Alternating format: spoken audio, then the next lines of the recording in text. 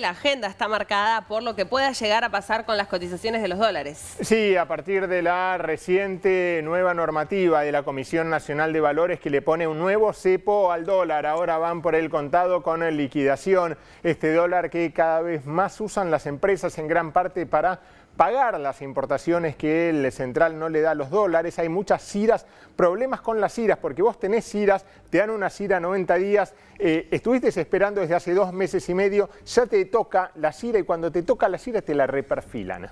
Te dicen, bueno, te la vamos a dar ahora para dentro de otros 90 días, ¿no? Entonces, vos no sabés cuál es el tipo de cambio que va a estar dentro de 90 días. Claro. Si ves el mercado de futuros, es para fin de año tenés un dólar oficial el doble de lo que está ahora, por ejemplo. De ahí la gran incertidumbre, lo que quieren hacer la CNB con esta normativa, que es para los grandes inversores, no para cuando vos haces MEP por ahí en forma cotidiana, sino para poder mandar los dólares al exterior, que extendió el parking a 5 días hábiles, es quitar el volumen. De 3 a 5 días hábiles, De 3 a 5 días hábiles, con lo cual...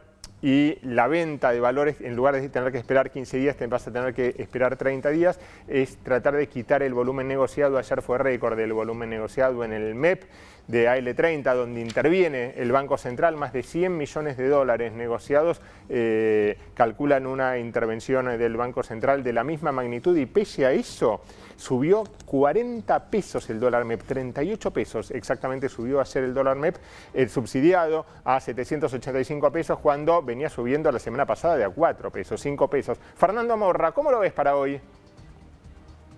¿Qué tal, Mariano, Rocío? ¿Cómo están? ¿Cómo va? ¿Qué lectura haces de la normativa de la CNB? Mira, parecería que estamos ante una situación en donde es ganar tiempo, ¿no? O sea, tratar de demorar en todo lo posible el acceso a los mercados. En este caso, ahí tengo que disentir un poquitito, me parece que la normativa de mover de 15 a 30 días, en el caso del MEP sí también afecta a los pequeños ahorristas, digamos, pero básicamente es una medida para ganar tiempo y para tratar de reducir el volumen, como bien dijiste, Mariano. Ahora, esto es como todo, si uno pone más costos de transacción, es decir, si uno le impone más costos de transacción al mercado, básicamente lo que va a terminar haciendo eso es reflejarse en el precio. Si uno tuviera una metáfora, digamos, para poner en este caso, sería si uno cierra un poquitito la manguera, obviamente la cantidad de agua que sale va a salir más lento, pero va a salir con más presión. Con lo cual, finalmente, lo que uno debería esperar es que todo este conjunto de medidas lo que hacen es subir el tipo de cambio y no bajarlo en el mediano plazo. Si bien le da al central algo de capacidad para intervenir en el muy corto plazo, que es lo que se está buscando, obviamente. Sí, tal cual. El CENEVI sí, igual, porque el CENEVI es una negociación bilateral, esto no afecta al CENEVI. En realidad sí afecta porque debería subir mucho más de precio, entonces. Bueno, pero en términos de arbitraje, digamos, van a tener un activo que si hacen otro tipo de arbitraje va a valer más, con lo cual, en general, la medida termina presionando los dólares hacia arriba, no hacia abajo. Sí, tal cual. Va a quitar volumen. ¿Hoy qué puede llegar a pasar con la cotización? Ayer bajó un poquito. El CENEVI estaba a 903 anteayer, bajó a 890, 13 pesos.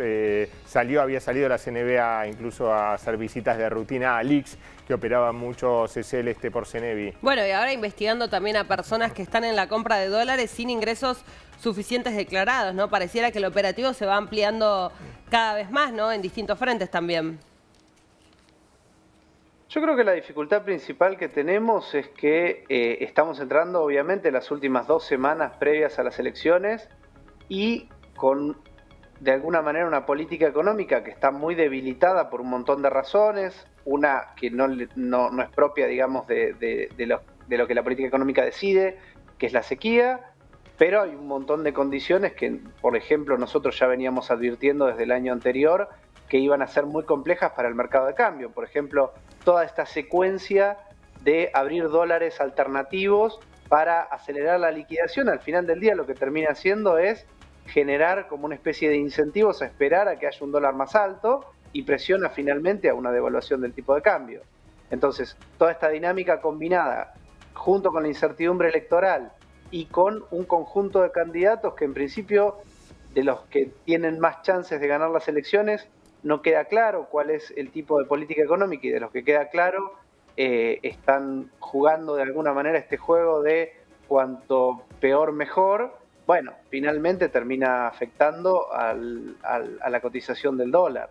Creo que en este caso, digamos, el comentario del candidato Milei no ayuda para nada a calmar las cotizaciones de los mercados en el corto plazo. Repasemos lo que dijo, ¿no? Muy recientemente, en las últimas horas, que mientras más suba el dólar, más fácil va a ser llevar a cabo la dolarización. Explícanos, digamos, sobre a un tipo de cambio más alto, ¿no? Claro, a un tipo de cambio más alto, le faltó decir eso nomás. Explícanos sobre qué teoría, ¿no?, se basa justamente esto, que en realidad está marcado en que las personas no quieren tener más pesos, sino obviamente dólares.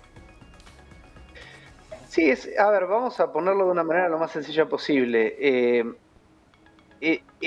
Al final del día, si uno anuncia que algo va a dejar de existir, en este caso el peso, lo que están tratando, el comportamiento racional de todos los que tienen pesos en la mano es tratar de sacárselos de encima.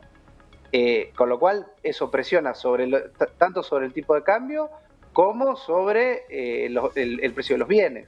Entonces, ese tipo de anuncios es, digamos, análogo a lo que sería en los 90 lo que fue la campaña de Carlos Menem cuando dijo que iba a ser un salariazo.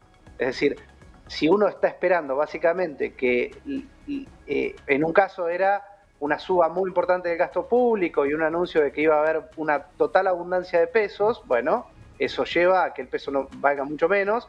Si del otro costado, como en el caso de Milei, dice no va a haber, los pesos básicamente van a dejar de existir, bueno, es como una especie de juego de la silla.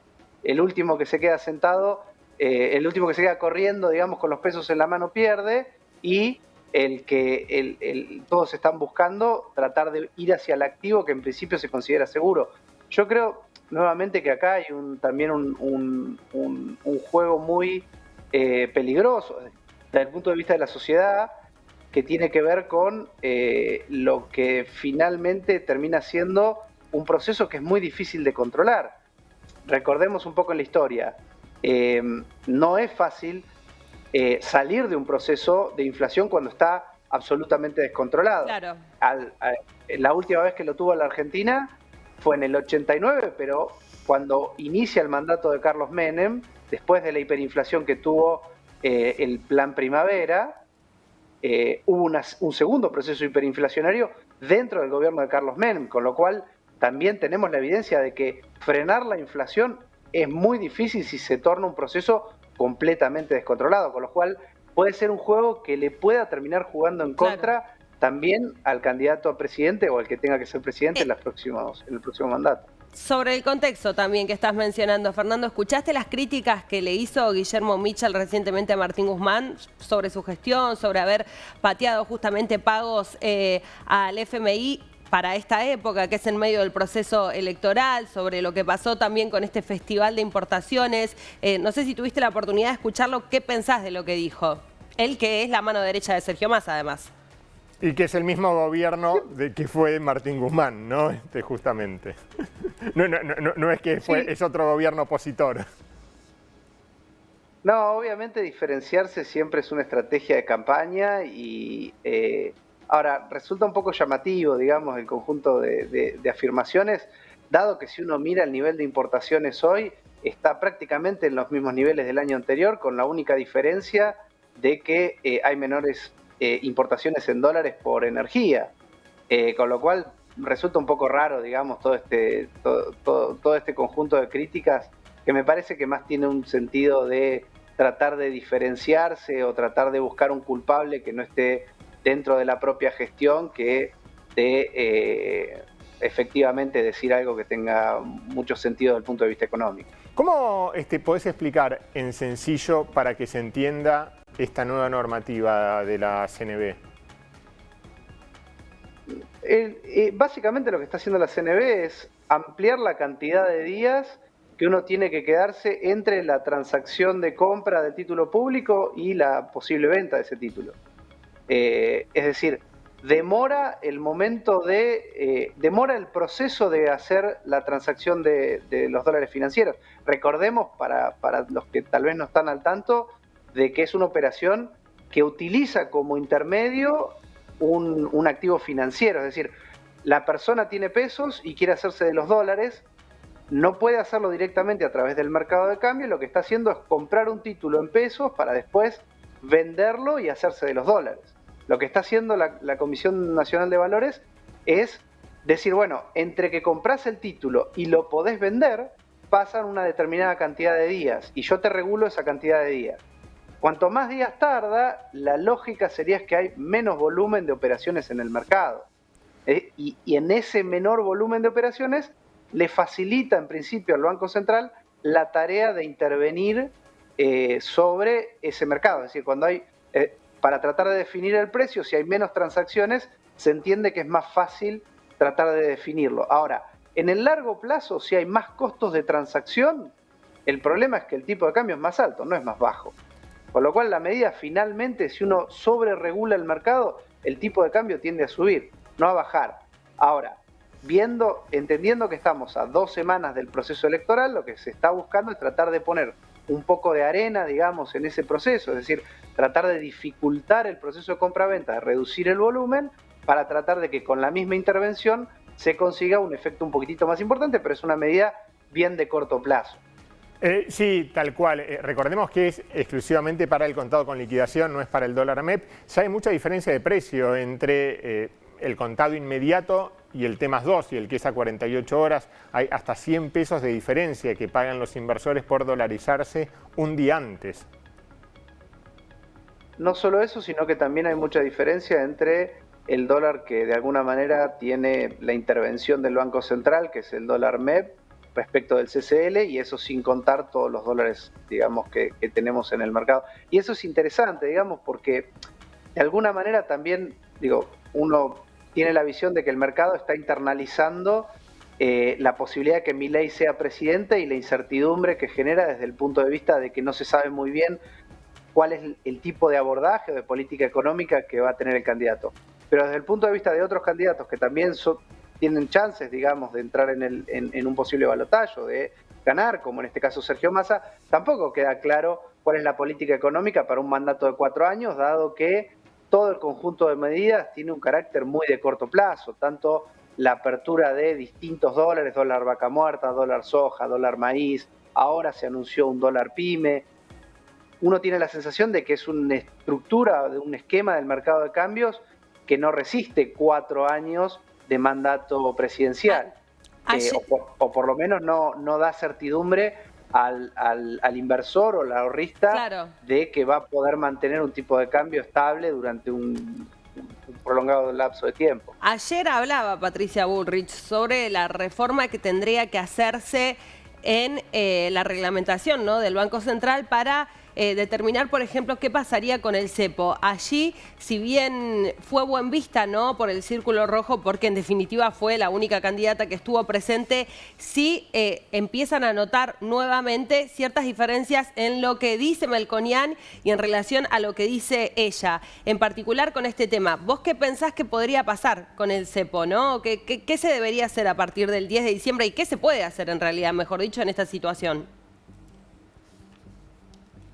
Yo creo que va a depender mucho, y ahí vuelvo un poco hacia el punto, depende mucho del abordaje que tenga cada candidato y todavía no resulta claro. Parecería que hay, de nuevo, hay Javier Milei que claramente va avanzando, digamos, en sostener la propuesta de dolarización, con lo cual ahí tenemos un camino que nuevamente es muy incierto y muy riesgoso, porque ya los mismos técnicos, digamos, del candidato están diciendo que debería haber acceso a los mercados internacionales, es decir, entraríamos a una dolarización tomando deuda para tratar de que el dólar al que se realiza la conversión no sea infinito, con lo cual eso genera un montón de incertidumbre.